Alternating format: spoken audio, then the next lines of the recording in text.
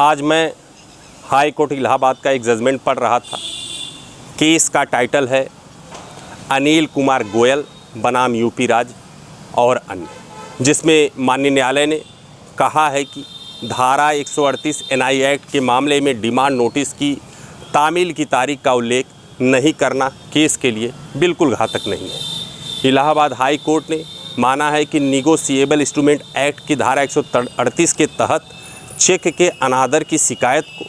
केवल इसलिए खारिज नहीं किया जा सकता है क्योंकि उसमें तारीख का उल्लेख नहीं है जिस पर कथित डिफ़ाल्टर या ड्रायर को डिमांड नोटिस तामील किया गया था। जस्टिस विवेक वर्मा की सिंगल बेंच ने अपने फैसले में कहा, शिकायत को चौखट पर नहीं फेंका जा सकता है, भले ही वह किसी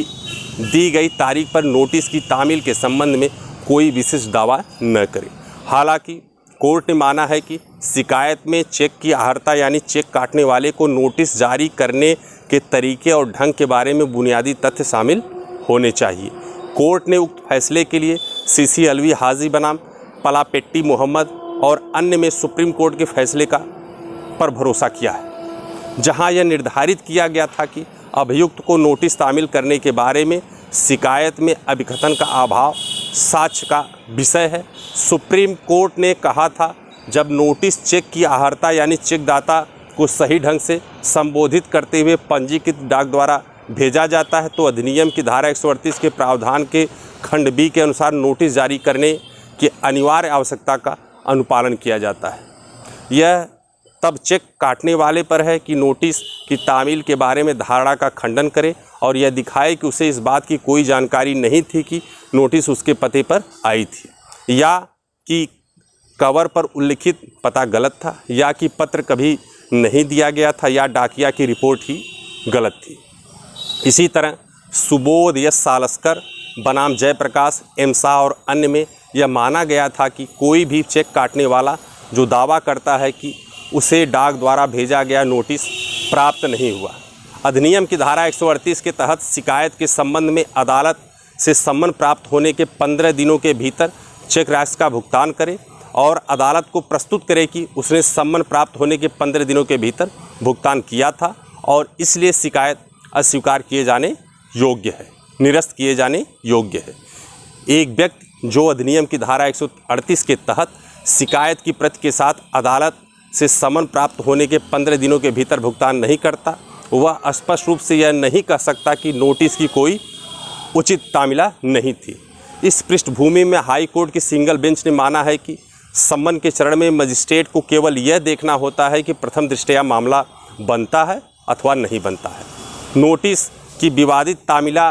के तथ्य के लिए साक्ष्य के आधार पर निर्णय की आवश्यकता होती है और यही केवल ट्रायल कोर्ट द्वारा किया और सराहा जा सकता है, न कि इस न्यायालय द्वारा धारा 482 सीआरपीसी द्वारा प्रदत्त अधिकार क्षेत्र के तहत। अलीजान बनाम यूपी और अन्य के मामले में उच्च न्यायालय का फैसला है कि अतिरिक्त मुख्य न्यायिक मजिस्ट्रेट के न्यायालय में लंबित धारा 138 के तहत आपराधिक कार्यवाही को रद्द करने की मांग करना सुप्रीम कोर्ट के निर्णयों के मद्देनज़र अच्छा कानून नहीं है। मामले में आवेदक ने तर्क दिया था कि चूंकि नोटिस की तामील की तिथि का उल्लेख नहीं किया गया है तथा जिस तिथि से शिकायतकर्ता द्वारा आवेदक के खिलाफ वर्तमान शिकायत दर्ज करने के लिए कार्रवाई का कारण निर्धारित किया जा सकता है, तो साथ ही यह भी कहा गया कि दूसरी नोटिस के शिकायत के आधार पर अधिनियम के प्रावधानों के तहत कानूनी रूप से सुनवाई योग्य नहीं है।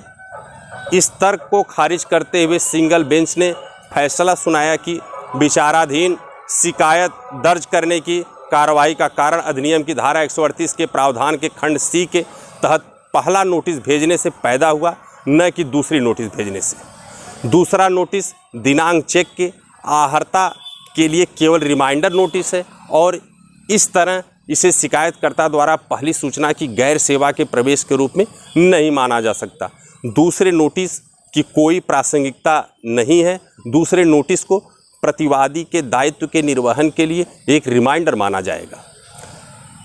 जिमपेक्स प्राइवेट लिमिटेड बनाम मनोज गोयल 2021 ACC 1925 के मामले में माननीय उच्चतम न्यायालय ने अभिमत व्यक्त किया है कि once parties have voluntary entered